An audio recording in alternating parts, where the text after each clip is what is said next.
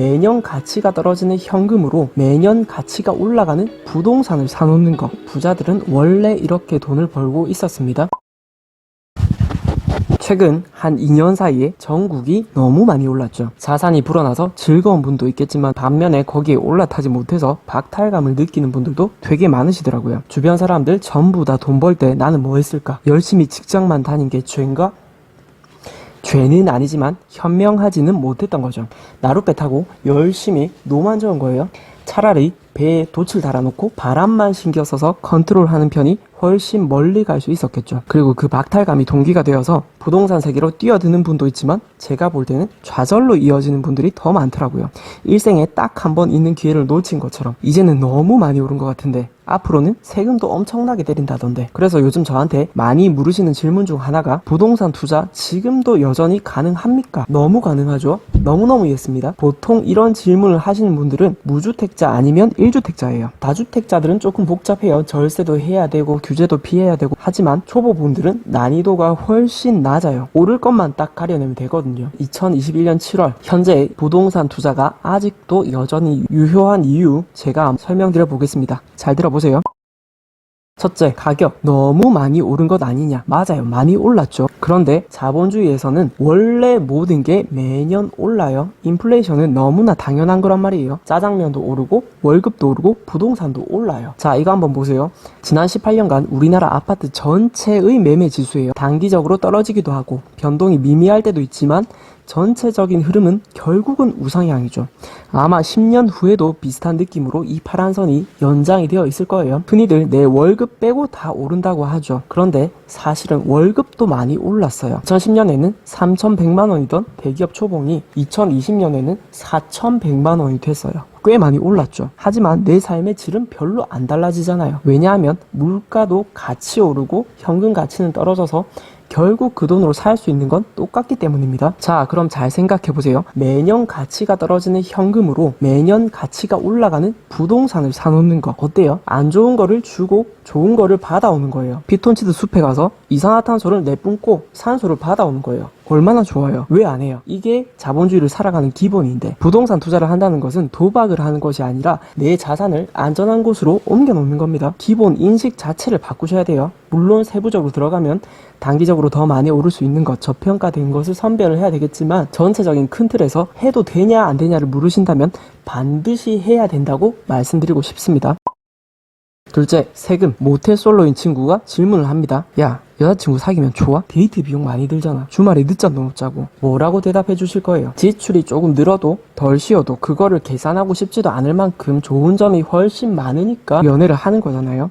부동산 투자도 똑같습니다. 세금은 당연히 내지만 내고도 많이 남으니까 투자를 하는 거거든요. 세금을 낸다는 건 수익이 있다는 뜻입니다. 돈 벌고 세금 내고 싶으세요? 안 벌고 안 내고 싶으세요? 너무 간단한 선택이잖아요. 그리고 아무리 많이 낸다 해도 번 것보다 많이 내지는 않습니다. 그냥 뭉뚱그려서 세금이라고 하니까 감이 안 오실 수도 있을 것 같아서 3단계로 나눠서 쉽게 한번 살펴볼게요. 1단계, 취득세. 비규제 지역을 취득하면은 2주택까지는 기본 1에서 3% 세율이에요. 페널티가 전혀 없는 겁니다. 무주택자는 2개까지, 1주택자는 1개 더 취득세 규제 없이 매수하는 겁니다. 비규제 지역은 오르지도 않는 시골 아니냐고요? 아닙니다. 올해 비규제에서 오를 곳 진짜 많습니다. 그리고 심지어 규제 지역도 중과되는 취득세 이상 오를 확신이 있는 곳은 취득세 8%, 12% 내고 투자해도 괜찮고요. 이렇게 생각을 하는 거예요. 10억짜리를 8% 취득세 8천만 원 내고 매수를 할까 말까. 기준은 간단합니다.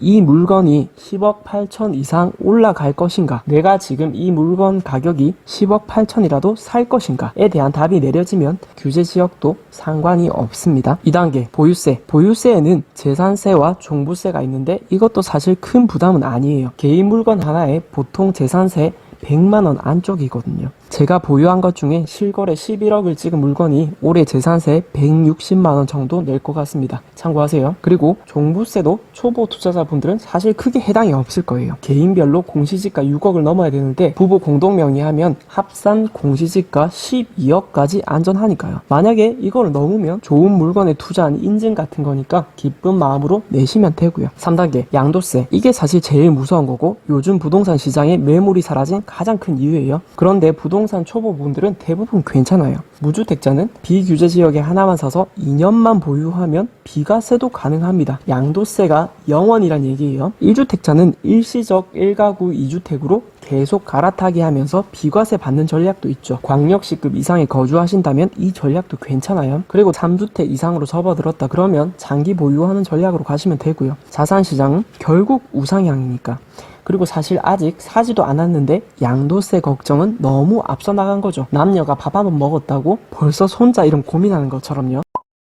제가 드리고 싶은 말씀은 피상적으로 안 되는 이유만 찾으면서 조반신만 내지 말라는 거예요. 되는 이유를 생각해보고 구체적으로 득실을 따져보고 실행하면 수익이 진짜로 난다는 겁니다. 그리고 그 첫 시작이 있어야 두 번째, 세 번째 스텝도 있는 거니까요. 제가 좋아하는 연금술사라는 책에 이런 구절이 있어요. 결정이란 단지 시작일 뿐이라는 점이 없다. 어떤 사람이 한 가지 결정을 내리면 그는 세찬 물줄기 속으로 잠겨들어서 결심한 순간에는 꿈도 꿔보지 못한 순간으로 가게 되는 것이다. 진짜 그렇더라고요. 저는 부동산 투자를 하면서 처음에는 1년에 100만 원이라도 더 벌면 좋겠다는 마음으로 시작을 했지만 투자 시장에 계속 발을 담그고 있었고 운도 따라줘가지고 어느새 지금 정도까지 오게 된 거거든요. 그리고 또 부동산 투자에 죄책감을 가지는 분들도 있습니다. 투기꾼 아니냐고요. 여러분들이 몰랐을 뿐이지 부자들은 원래 이렇게 돈을 벌고 있었습니다. 주식과 부동산에 투자하면서요. 불법이 아니라면 돈 버는 방법에 가치 판단을 넣지 마세요.